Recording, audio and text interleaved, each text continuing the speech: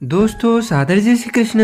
मैं हूं आपके साथ आचार्य नीलेश शर्मा। दोस्तों वर्ष 2024 का दूसरा महीना यानी कि फरवरी महीना आपके लिए यानी कि कर्क राशि के लिए कैसा रहने वाला है। आपका कार्य क्षेत्र यानी कि आपका करियर कैसा रहेगा, आपकी आर्थिक स्थिति कैसी रहेगी यानी आपके खर्चे व आपकी कमाई कैसी रहेगी, आपका स्वास्थ्य कैसा रहेगा यानी आपकी सेहत कैसी रहेगी, आपका प्रेम जीवन तथा वैवाहिक जीवन कैसा रहेगा, आपका पारिवारिक जीवन पारिवारिक माहौल कैसा रहेगा तथा वीडियो के अंत में बाधाओं से बचने के लिए तथा आपके सभी कार्य निश्चय ही पूर्ण हो ज्योतिषी उपाय बताएंगे।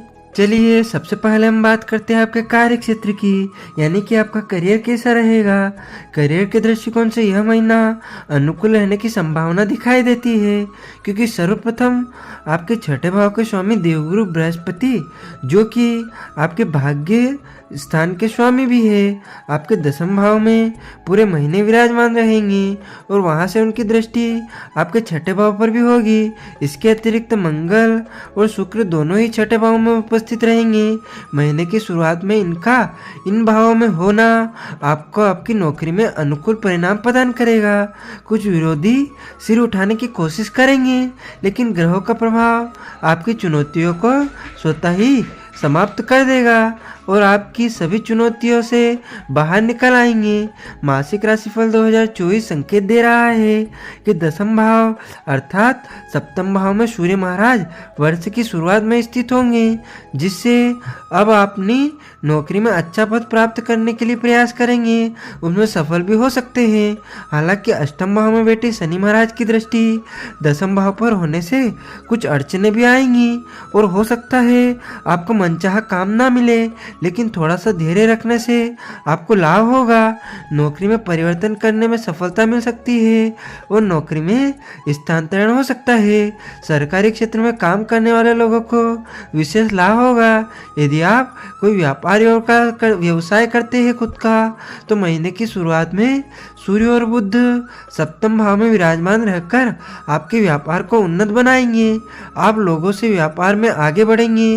मंगल और शुक्र भी आपके सप्तम भाव में महीने के उत्तरार्ध में रहेंगे जो आपके व्यापार में अच्छी उन्नति दिखा रहे हैं। अब हम जानते हैं आपकी आर्थिक स्थिति यानी कि आपकी कमाई व खर्चे फरवरी के महीने में कैसे रहने वाले हैं। यदि आपकी आर्थिक स्थिति को देखा जाए तो आर्थिक चुनौतियां आपके सामने आने वाली है, इसीलिए पहले से ही तैयारी करके रखें। हालांकि यह अल्प समय के लिए ही होगा लेकिन आपको थोड़ा ध्यान देना होगा। मंगल और शुक्र की दृष्टि महीने की शुरुआत में आपके द्वादश भाव पर होगी जिससे खर्च में अधिकता हो सकती है। आप अपने सुख सुविधाओं पर जीवन का खर्च करेंगे, इससे जितने भी आमदनी आएगी उसका अधिकांश भाग आप खर्च कर डालेंगे, इसीलिए आपको बचत करने की आदत डालनी चाहिए। अष्टम भाव में बैठे अपनी ही राशि के शनि महाराज आपके दर्शन द्वितीय और पंचम भाव को पूर्ण दृष्टि से देखेंगे जिससे आप सरकारी बचत योजना का लाभ उठाकर उन्हें कुछ धन का निवेश करके लाभ प्राप्त कर सकते हैं। देवगुरु बृहस्पति दसम भाव में रहेंगे जिससे नौकरी में अच्छी कमाई होने की संभावना रहेगी और उसी से आपकी आर्थिक स्थिति में सुधार होगा। अब हम बात करते हैं आपके स्वास्थ्य की यानी फरवरी महीने में आपकी सेहत कैसी रहेगी। यह महीना स्वास्थ्य के दृष्टिकोण से मध्यम रहने की संभावना है। शनि महाराज पूरे महीने अष्टम भाव में बने रहेंगे। यह उपस्थिति होकर शनिदेव किसी लंबी चलने वाली बीमारी का उदय करा सकते हैं, इसीलिए आपको अपनी स्वास्थ्य समस्याओं के प्रति सतर्क रहना होगा और कोई भी समस्या होने पर तुरंत चिकित्सक से संपर्क करना होगा ताकि भविष्य में किसी बड़ी समस्या का सामना करने से बचा जाए। मासिक राशिफल 2024 भविष्यवाणी करता है कि शुरुआत में मंगल शुक्र भी छठे भाव में होंगे जो असंतुलित भोजन से वो ज़्यादा ऐशो आराम का जीवन व्यतीत करने से शारीरिक समस्याओं को दिखाते हैं जिससे मूत्र जनन नलिका से संबंधित कोई समस्या का सामना आपको करना पड़ सकता है। इन समस्याओं से बचकर रहने के लिए कोशिश करेंगे तो सफल रहेंगे और अच्छा स्वास्थ्य आप प्राप्त कर सकेंगे। आपका प्रेम तथा वैवाहिक जीवन जीवन फरवरी के महीने में कैसा रहेगा। यदि आप किसी प्रेम संबंध में हैं तो महीने की शुरुआत में आपके लिए अनुकूल रहेगी। पंचम भाव के स्वामी मंगल अष्ट भाव से छठे भाव में शुक्र के साथ विराजमान है, जिससे पता चलता है कि आप और आपके प्रियतम के बीच भरपूर रोमांस होगा।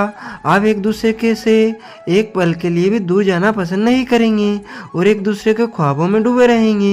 एक दूसरे के साथ फिल्म देखने जाना, घूमना फिरना, खाना, सभी ऐसे काम जो प्रेमी प्रेमिका करते हैं। आप और आपके साथी अपने प्रेम जीवन को जी भर कर जिएंगे। 5 तारीख को मंगल आपके सप्तम भाव में आ जाएंगे, तो वही शुक्र भी 12 तारीख को सप्तम भाव में पहुंच जाएंगे। इस दौरान अपने प्रियतम को विवाह के लिए प्रस्ताव देने में सफलता मिल सकती है। यदि आप एक विवाहित जातक है तो वैवाहिक जीवन के दृष्टिकोण से महीने की शुरुआत कुछ कमजोर है। सूर्य और बुध का बुधादित्य योग वैसे तो आपके जीवन साथी को अच्छे निर्णय लेने वाला बनाएगा, लेकिन सूर्य शनि के साथ जाकर 13 तारीख को अष्टम भाव में विराजमान हो जाएंगे और मंगल तथा शुक्र आपके सप्तम भाव में आ जाएंगे। स्थितियों में आपका अपने ससुराल पक्ष के लोगों से झगड़ा और कहासुनी होने की नौबत आ सकती है, जिसका असर आपके वैवाहिक जीवन पर भी पड़ेगा। जीवन साथी से नजदीकियां और प्रेम बढ़ेगा, एक दूसरे के प्रति निकटता का भाव रहेगा। फिर भी ससुराल पक्ष से संबंधों को सुधारने पर ध्यान देने से आप अपने वैवाहिक जीवन को खुलकर जी पाएंगे। अब हम बात करते हैं आपके पारिवारिक जीवन की। यह महीना पारिवारिक तौर पर अनुकूल रहने की संभावना है।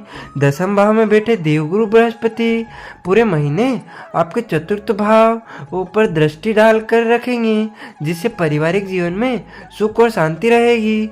माताजी और पिताजी के स्वास्थ्य में यदि कोई समस्या चल रही थी तो वह धीरे धीरे दूर होने लगेगी और उनका प्यार आपको प्राप्त होगा। 3 भाव में केतु महाराज की उपस्थिति होने के कारण भाई व बहनों को समझ पाना थोड़ा सा मुश्किल होगा, हालांकि वे आपके लिए लाभदायक ही साबित होंगे। मंगल आपके लिए 5 तारीख को आपके सप्तम भाव में आकर वहां से 10वें भाव को देखेंगे। शनि का गोचर 9वें भाव से द्वादश अर्थात अष्टम भाव में होगा और वहां से वह आपके 10वें भाव को भी देखेंगे, जिससे पिताजी को स्वास्थ्य संबंधित चुनौतियों का सामना करना पड़ सकता है और आपको उनसे सावधानी से बातचीत करते हुए उनकी इज्जत करनी चाहिए, ताकि आपके संबंधों पर इसका विपरीत प्रभाव ना पड़े। आपको बाधाओं से बचने के लिए तथा आपके सभी कार्य निश्चय पूर्ण हो, इन ज्योतिषीय उपायों को करना चाहिए। आपको प्रतिदिन श्री हनुमान चालीसा का पाठ करना चाहिए। एक अच्छी गुणवत्ता वाला सच्चा मोती रत्न चांदी की मुद्रा में सोमवार के दिन अपनी कनिष्ठिका उंगली में धारण करें। आपको शनिवार के दिन छाया दान अवश्य करना चाहिए।